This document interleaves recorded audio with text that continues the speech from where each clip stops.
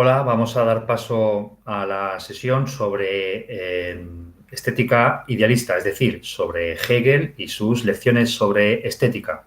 Las lecciones sobre estética de Hegel no es un libro que Hegel se propusiera publicar, sino que es el material de las clases que impartió en la Universidad de Berlín, que fueron posteriormente recopiladas por su discípulo Gustav Honte en el año 1835. En realidad, Hegel en su vida solamente publicó tres obras: la fenomenología del espíritu, la ciencia de la lógica y la filosofía de las ciencias filosóficas. En cambio, su filosofía del derecho o de la historia responden también a sus lecciones, a sus clases. Era algo bastante habitual en la época y, de hecho, la estética de Schelling, de la que ya nos hemos ocupado, también responde justamente a esta procedencia.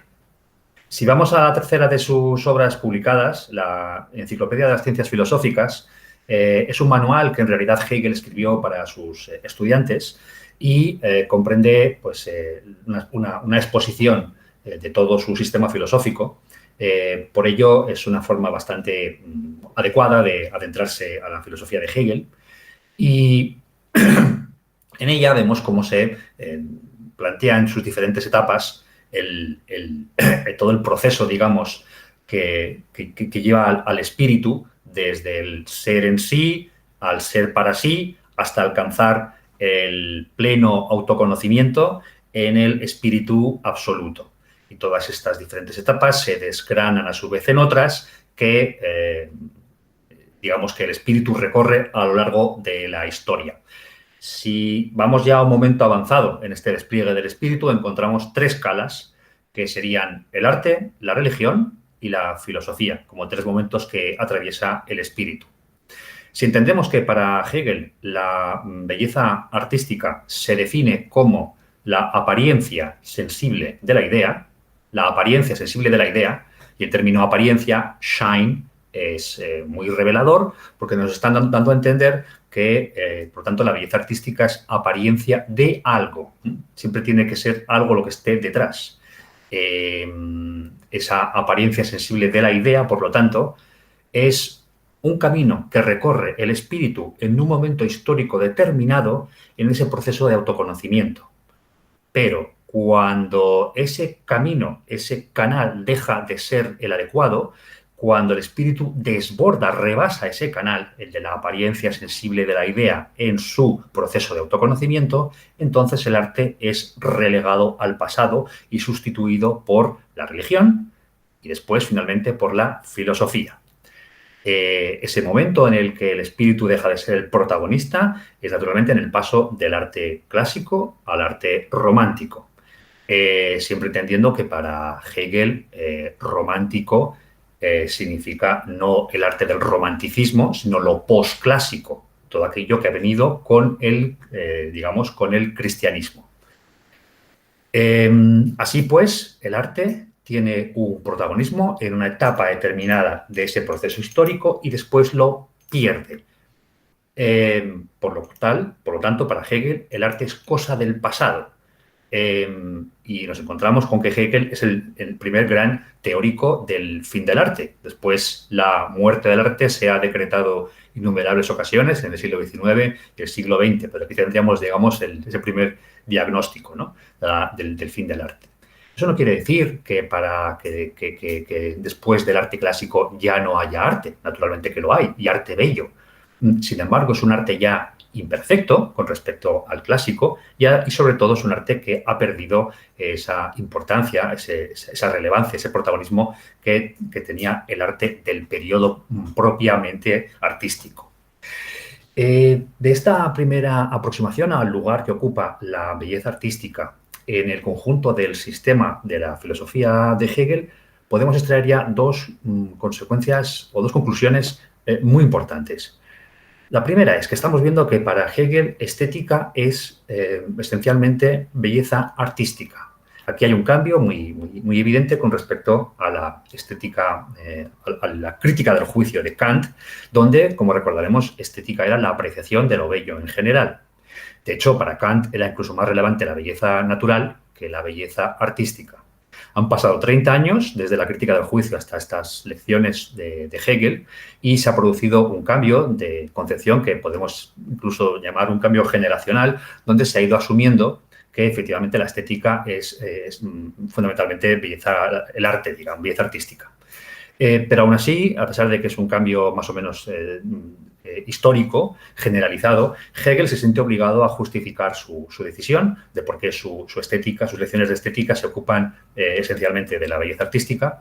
Y la explicación es muy sencilla, puesto que es el espíritu el protagonista de ese proceso histórico que va atravesando diferentes etapas. Puesto que es el espíritu, será la belleza producida por el espíritu la que sea realmente relevante.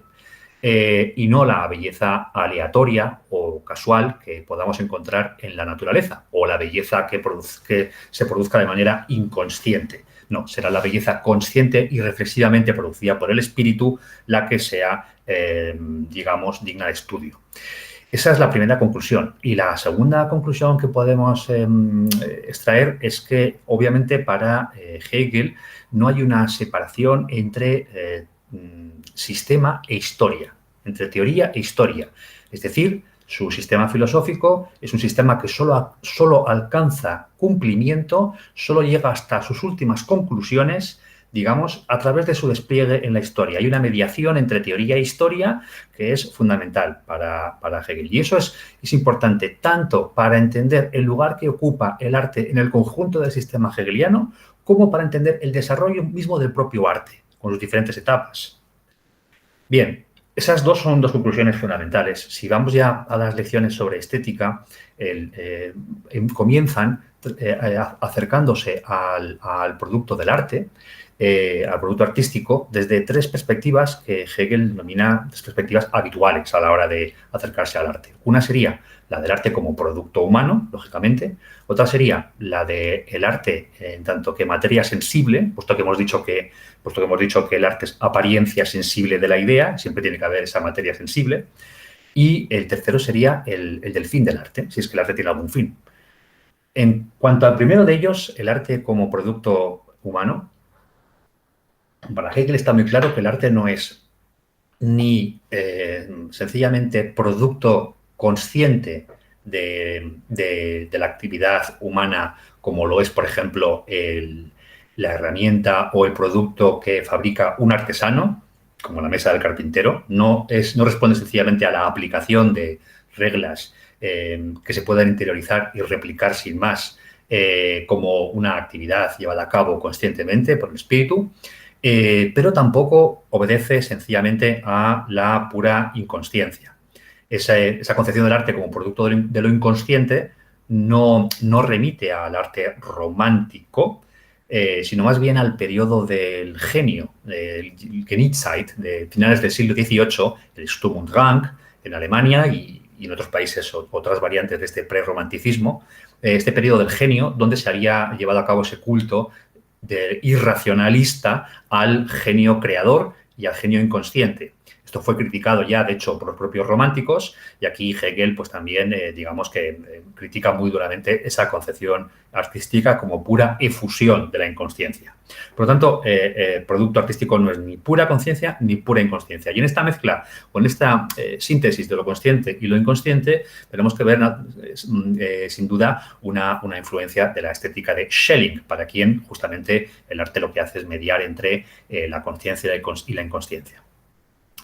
Si vamos ahora a la noción de digamos, al arte entendido desde el punto de vista de su sensibilidad, para Hegel, la materia sensible que aparece en el arte no se puede equiparar el tratamiento que hace el arte de su materia sensible con el que hacen las ciencias experimentales, por ejemplo, las ciencias experimentales de la naturaleza, que adoptan la sensibilidad como un material mensurable y sometible, digamos, cuantificable, por así decirlo, para extraer sus conclusiones. La materia sensible en el arte no funcionaría así y tampoco funciona como el objeto de deseo propio, digamos, expuesto ante nuestros sentidos. Digamos, en el primer caso tendríamos el planteamiento racionalista francés y en el segundo caso el tratamiento empirista inglés, y de ambos quiere alejarse en realidad Hegel. Por último, en cuanto al fin del arte, Hegel coincide en principio con Kant en que el arte no tiene un fin en el sentido de una utilidad que no sirve ni para formarnos o educarnos, ni tampoco sencillamente para deleitar nuestros sentidos, pero sin embargo sí le ve un fin que tiene que ver justamente con ese lugar que ocupa el arte en el conjunto, en la totalidad del proceso de autoconocimiento del espíritu. Y es que el arte nos revela en qué momento histórico se encuentra el espíritu. El arte simbólico arcaizante, que nos muestra que se encuentra todavía en un momento en el que la exterioridad es más, digamos, no ha encontrado todavía arraigo en la interioridad, en los conceptos, y el arte romántico nos muestra que el espíritu se encuentra en una fase ulterior-posterior, donde la interioridad desborda ya la exterioridad y el individuo se encuentra en ese proceso de ensimismamiento propio del autoconocimiento. Entonces, el arte es revelador, muestra justamente en qué momento, digamos, nos encontramos en esa singladura del espíritu. Las lecciones sobre estética tienen 3 partes y son 3 partes. Bueno, en la edición alemana de Suhrkamp hay un volumen, esta es la tercera parte, hay un volumen para cada parte. En la edición castellano de Akal está todo reunido en un solo volumen, pero es importante ser conscientes de esa división, porque no es una división cualquiera, sino que es una división que nos muestra justamente esa imbricación entre lo teórico y lo histórico, a lo que hacía referencia hace un momento. La primera parte está dedicada al ideal de lo bello, ese ideal de lo bello que ya hemos definido como la apariencia sensible de la idea. Y en la segunda parte se ocupa del desarrollo de ese ideal, el desarrollo de ese ideal, el desarrollo histórico, por lo tanto, ¿no? El despliegue histórico de ese ideal. Y la tercera parte se ocupa del sistema de las artes, de las diferentes artes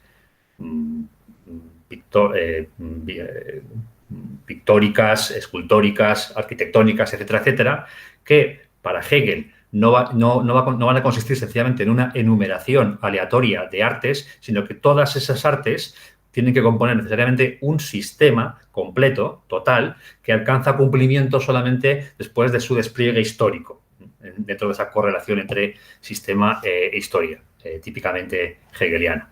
En la primera de las partes, Hegel plantea cuál es ese ideal de la belleza, esa perfecta adecuación entre idea, y apariencia sensible. Se ocupa de definirlo, de ese ideal, se ocupa de determinarlo, la determinabilidad del ideal dentro de la obra en sus distintos aspectos, la acción, los caracteres, la forma de referirse a un contexto determinado, es decir, cómo se puede ir determinando en cada uno de los elementos de la obra ese ideal artístico. Y luego tiene una serie de consideraciones sobre el autor donde nos expone, por ejemplo, que el genio consistiría, consecuentemente con lo que ha planteado hasta ahora, consistiría en la capacidad para encontrar las formas sensibles que más perfectamente permiten, digamos, ser mostración de la idea.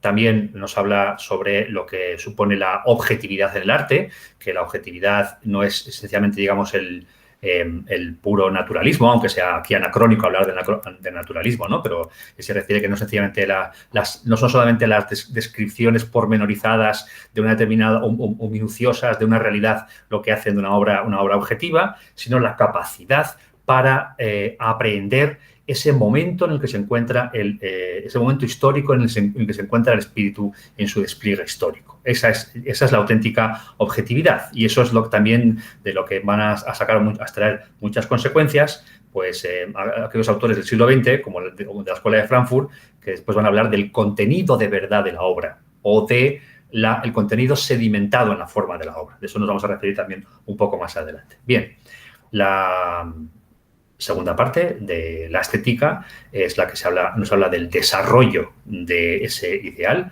y ese desarrollo tiene lugar en 3 momentos, que son lo simbólico, lo clásico y lo romántico. El arte simbólico es el arte anterior al clásico, el arte mesopotámico, el arte egipcio, el arte hindú, etcétera, etcétera. Y es un arte que Hegel denomina, de hecho, prearte incluso, porque da cuenta de un momento en el que todavía el espíritu no ha encontrado, no ha dado con los objetos, con la forma de representación que permita dar cuenta de la idea. Y esa es la razón por la que hay un exceso de exterioridad y una falta de interioridad. En el paso del arte simbólico al arte clásico va a ser fundamental, tal y como lo describe Hegel, la aparición del politeísmo. Los dioses griegos como representación justamente de esas ideas, de esas ideas que encuentran en la individualización del dios una perfecta correlación entre representación sensible e idea a representar. Y de ahí que el arte clásico va a ser, digamos, el momento histórico en el que el arte encuentra su máxima perfección.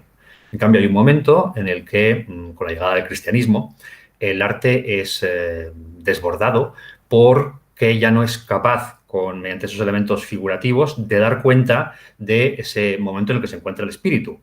Y es ahí donde el espíritu abandona la representación sensible de la idea como su medio, como su instrumento, y la desplaza en favor de la religión primero y después de la filosofía. Cuando Hegel habla de la religión se está refiriendo a la religión cristiana, porque obviamente también había religión en los periodos anteriores, tanto el simbólico como el clásico, pero es la religión cristiana la que ofrece al espíritu esa dimensión espiritual, digamos, que no tiene, que no encuentra en el arte. Y finalmente la propia religión será a su vez también desplazada por la filosofía, con lo cual Hegel se está refiriendo al momento histórico en el que él mismo se encuentra, el protagonismo que ha alcanzado la filosofía desde Kant hasta su propio tiempo histórico y que va a suponer para él, de alguna forma, definitivamente el pleno autoconocimiento del espíritu absoluto. Bien, si nos detenemos en la definición que se nos ofrece en la Enciclopedia de las Ciencias del Espíritu del Arte, podemos entender el papel que juega el arte como mediación de lo absoluto.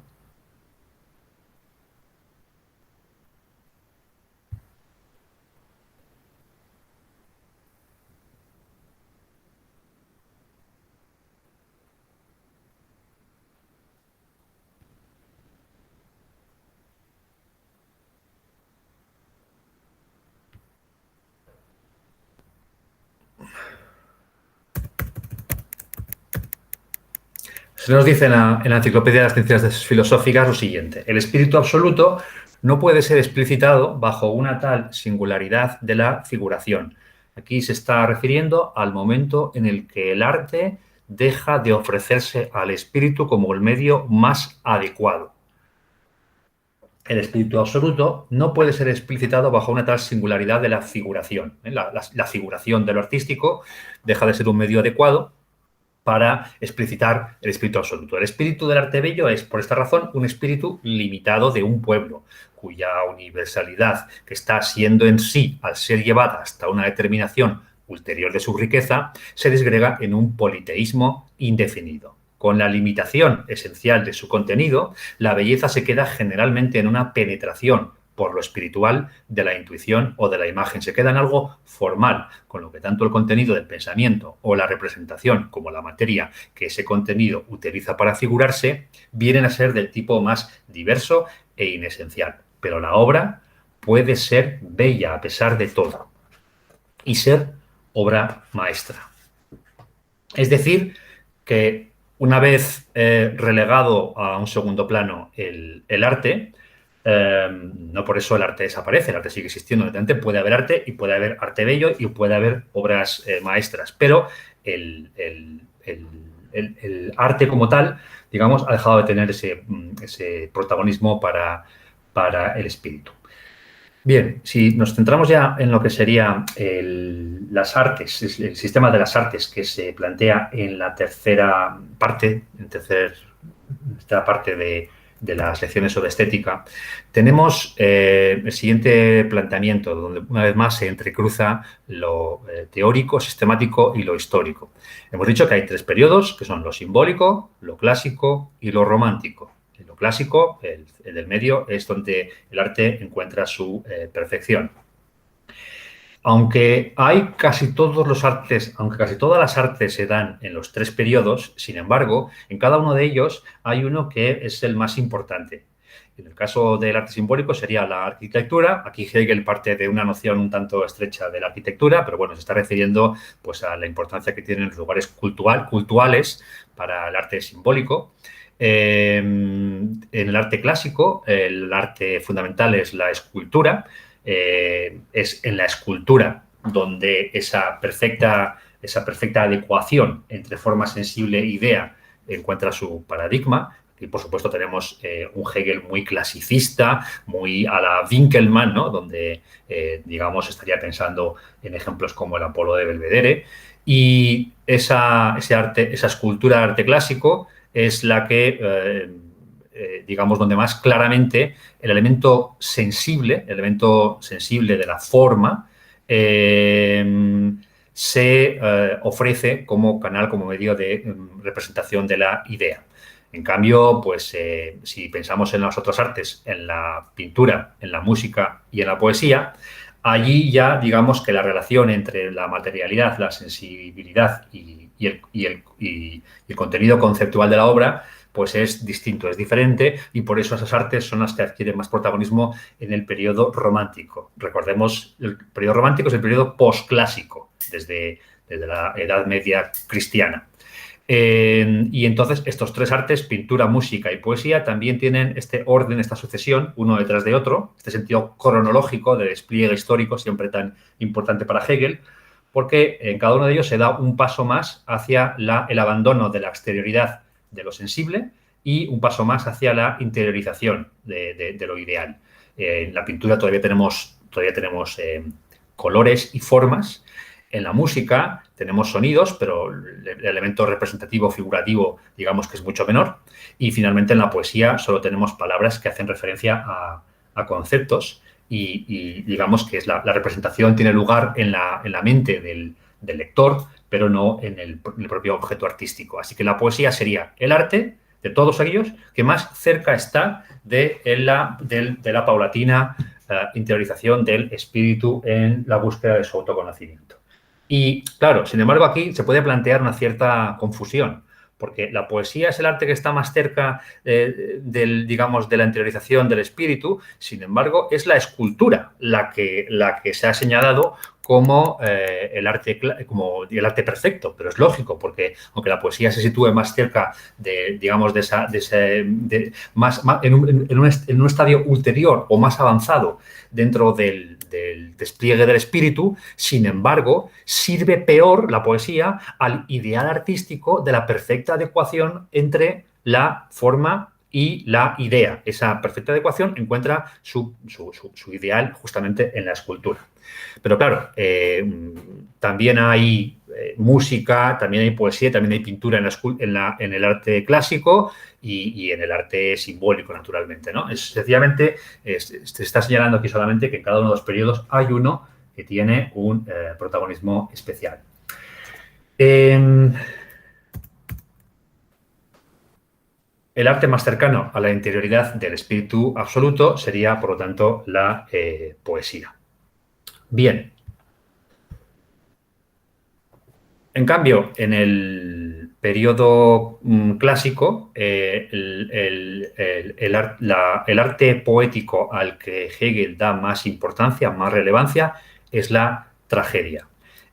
Cuando habla de las diferentes, cuando se pasa, digamos, a detener las diferentes artes y dentro de las artes sus diferentes géneros, pues dentro de la poesía él reconoce la secuencia épica, lírica y drama, atribuyendo a la épica la objetividad, y ya hemos dicho lo que significa objetividad para Hegel, a la lírica la subjetividad y al drama la síntesis de ambas. Y cuando habla de drama está incluyendo también la tragedia. En la tragedia se puede apreciar uno de los componentes más importantes y de mayor modernidad o de mayor, que después más veces se ha vuelto a él, digamos, en la estética de Hegel, que es el de la relación dialéctica entre forma y contenido, la mediación dialéctica entre forma y contenido. En la tragedia, en la teoría de la tragedia que expone Hegel, tenemos que tener en cuenta tanto lo que se dice en las lecciones sobre estética como en lo que ya había expuesto en el capítulo 6 de la fenomenología del espíritu, donde se ocupa también de la tragedia, aunque no con un interés puramente estético. Nos dice Hegel que en la tragedia se confrontan dos formas de legitimidad, que son la del ethos de la polis, donde se encarnan las leyes, y después la del nuevo individuo que se confronta a ese ethos.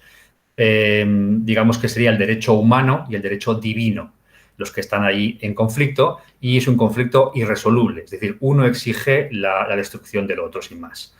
Sin embargo, lo que nos viene a decir en la fenomenología del espíritu es que la tragedia se muestra muy bien cómo se lleva a cabo ese proceso justamente de autoconocimiento del espíritu, porque lo que hace el individuo, ejemplarmente en la Antígona, de Sófocles, naturalmente, es que aceptando su sacrificio está simultáneamente eliminando su legitimidad, porque deja de vivir, pero a la vez afirmando su superioridad moral, por así decirlo, ¿no? Entonces gracias al sacrificio, hay una toma de conciencia del espíritu que le lleva a un estado superior. Pero a la vez, eso hace que en un momento determinado, la tragedia como forma artística, cuando ese conflicto desaparece, deja de tener sentido. Y por eso ya las tragedias posteriores a Sófocles, como las de Eurípides, en opinión de Hegel, o como también en otros términos las criticará después Nietzsche, pues son ya, digamos, por así decirlo, algo así como, podríamos decir en términos actuales, algo parecido a un pastiche. Continuar utilizando un determinado género, una determinada forma, cuando el contenido de verdad al que hace referencia deja ya, digamos, de estar presente, de tener una actualidad. Esta relación dialéctica entre forma y contenido es uno de los elementos que más vigencia tuvo en el legado de la estética hegeliana, tanto en la estética marxista como en la teoría la teoría crítica o la escuela de Frankfurt, donde, digamos, en el análisis que hace, por ejemplo, Adorno de la poesía de Hölderlin o de la de Valéry, pues vemos ejemplarmente mostrado esa relación que se establece entre el contenido de verdad entendido como el momento espiritual en el que se encuentra, en el momento en el que se encuentra el espíritu en su despliegue, y la forma, digamos, como tal de la obra. Naturalmente, para Adorno, eso a su vez estará expuesto a una crítica radical de la noción de dialéctica como totalidad en Hegel. Y un ejemplo que también nos permite ilustrar claramente el legado de Hegel, además de la teoría de la novela de Lukács, sería la teoría del drama moderno de Peter Szondy, donde vemos cómo para Szondy el drama moderno, el drama burgués del siglo XVIII, en el momento en el que pierde su vinculación con una determinada realidad histórica, que es la de es decir, cuando se produce la alienación del individuo en las grandes sociedades, en las grandes urbes modernas, y por lo tanto se rompe esa capacidad para interactuar libremente entre los individuos, y todos ellos, digamos, y los individuos quedan aislados de diferentes maneras, ¿no? Esa alineación que se produce en las sociedades modernas hace que la forma del drama burgués pierda su vigencia. Y hay un periodo de tiempo hasta que se da con nuevas formas dramáticas que sean capaces de dar cuenta de esa nueva realidad, que pase, por ejemplo, el teatro épico brechtiano. Entonces, lo que hay aquí lo que Szondy y Adorno y otros autores, y Lukács, todavía mantienen de Hegel, es el hecho de que la forma de arte no es una mera exteriorización, digamos, de un contenido, sino que se mantiene una relación dialéctica que va cambiando la correlación que adoptan ambas, y que de los choques y las fricciones entre ambos se derivan también las transformaciones en las formas literarias.